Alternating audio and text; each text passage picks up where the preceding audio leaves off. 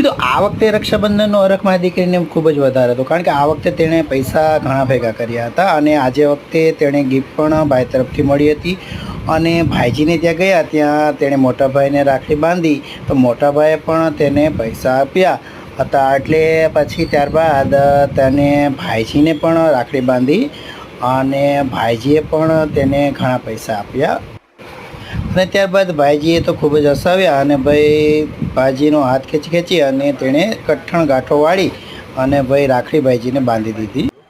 અને રાખડી બાંધતા પહેલાં તો કેટલા પૈસા આપવાના છો અને પહેલાં જ નક્કી કરી લે.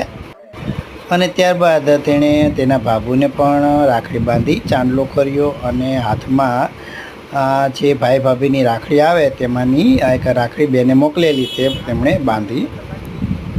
અને સૌથી લાસ્ટમાં તેણે બાને રાખડી બાંધી. બાએ બહુ કીધું કે મને ન હોય તો પણ બેન કહે ના તમને પણ બાંધીશ અને તમારે પણ પૈસા આપવાના. આ રીતે તેણે બધા પાસે પૈસા લીધા અને ખૂબ જ તે રાજી થઈ.